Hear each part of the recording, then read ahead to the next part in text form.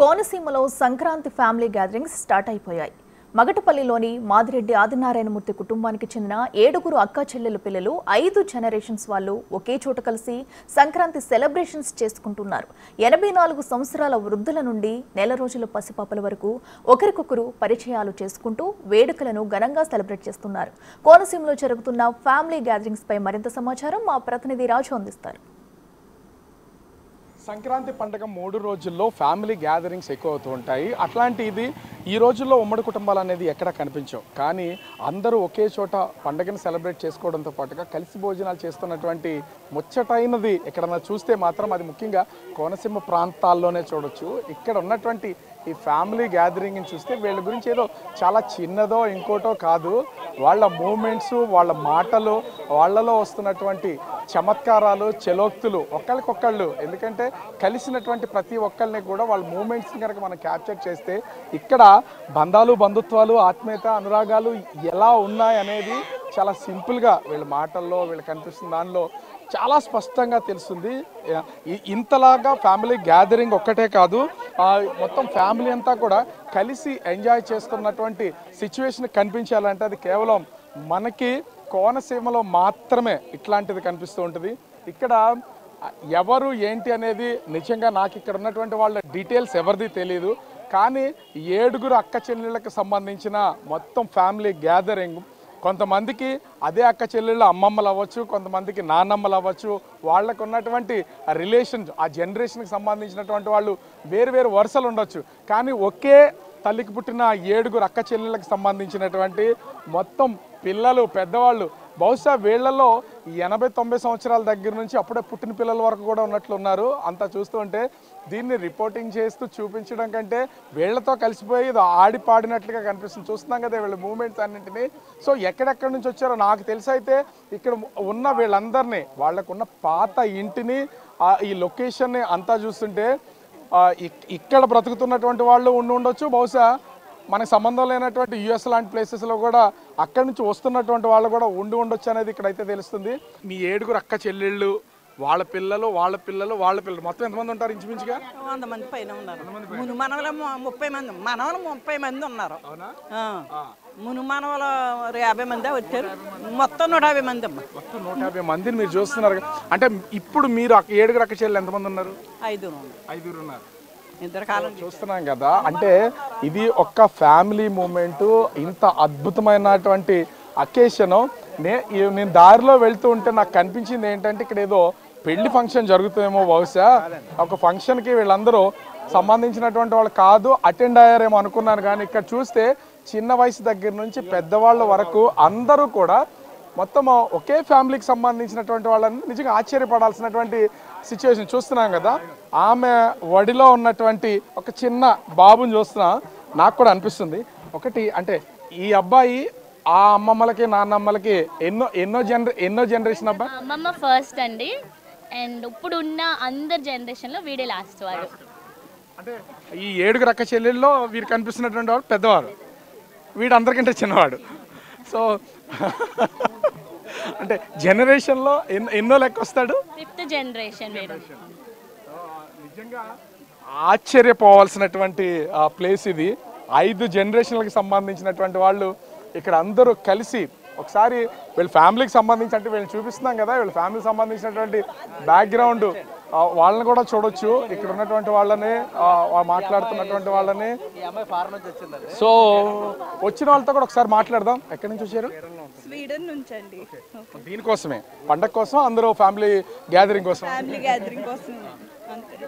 ఇంతమందిని ఇంతకుముందు ఎప్పుడు కలిసారు ఇక్కడ?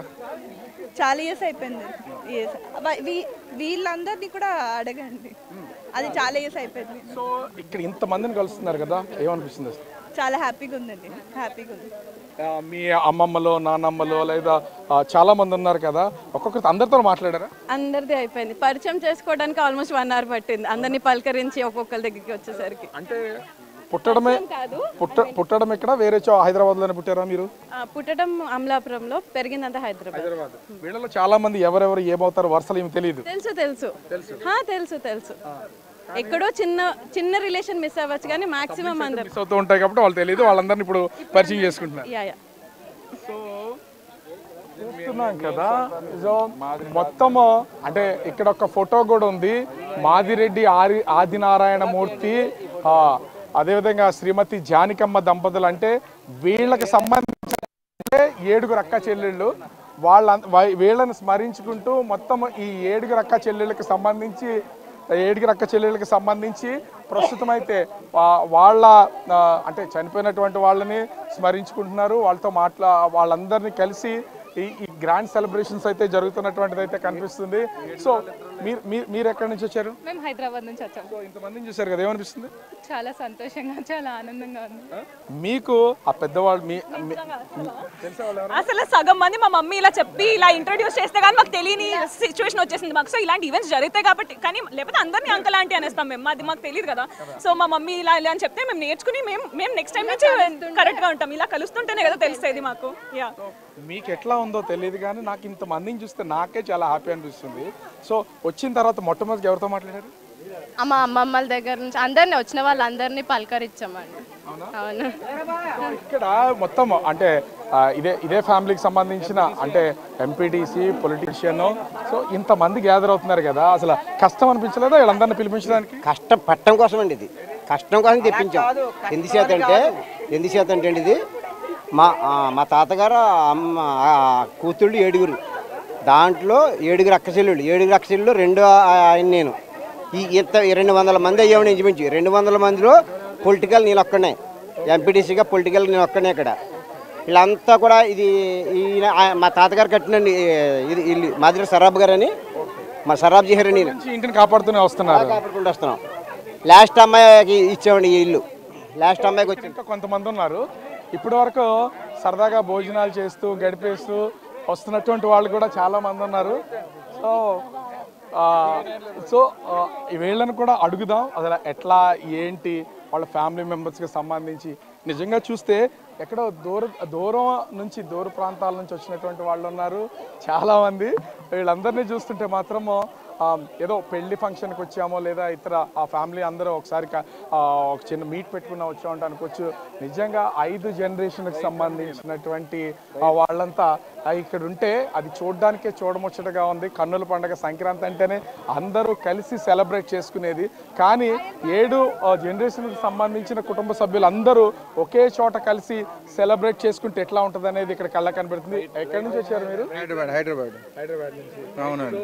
ఇంతమందిని చూస్తున్నారు కదా, మీరు రైటర్ అని చెప్తున్నారు.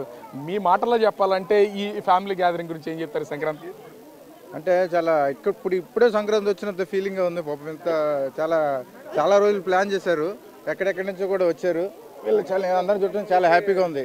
ప్రతి వాళ్ళు కూడా జనరేషన్ వాళ్ళు కూడా ఇలా గుర్తుపెట్టుకుని ఇలా చేసుకుంటూ ఉంటే ఆ రిలేషన్స్ కానీ ఆ వాల్యూస్ కానీ అందరికీ నెక్స్ట్ జనరేషన్కి బాగా ఇదవుద్ది. కాబట్టి ప్రతిసారి ఇలాగ చేసుకోవాలని చెప్పి మనం మాట్లాడుతున్న వ్యక్తి ఎవరో అంటే వాస్తవంగా ఆయనతో మాట్లాడే వరకు కూడా తెలియదు. ఈ ఇంటికి వచ్చిన తర్వాత కనిపిస్తుంది ఏంటంటే రేపు రిలీజ్ అవుతున్నటువంటి వెంకటేష్ సంక్రాంతికి వస్తున్న మూవీకి సంబంధించిన రైటర్ ఆయన సార్.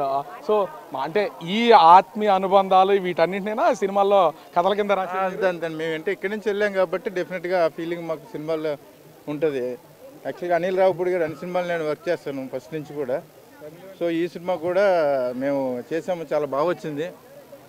మీకు డెఫినెట్గా సంక్రాంతి అనేది చాలా బాగా ఎంజాయ్ కనపడుతుంది, ముందే కనపడుతుంది, మీ ఫ్యామిలీలోనే తెలుస్తుంది ఇది. సో వీళ్ళకి సంబంధించినటువంటి మీ ఏజ్ ఎంత అండి? 72. ఇంతమంది మీ వాళ్ళందరినీ గ్యాదర్ చేశారు కదా. సో ఇంతమంది ఒకే చోట ఉండి ఆ పెద్దవాళ్ళు ఆ చిన్న పిల్లల దగ్గర నుంచి ఉన్నారు కదా, వీళ్ళందరినీ కాపాడుకుంటూ ఒకేసారి కనిపిస్తుంటే ఏమనిపిస్తుంది అండి? ఈయన మా అబ్బాయి అండి. అదిగండి ఇక్కడ ఆస్థానం పండితుడు ఆయనండి. ఆయన ఓవరాల్గా చూస్తే సంక్రాంతి అయితే ముందే వచ్చేసింది.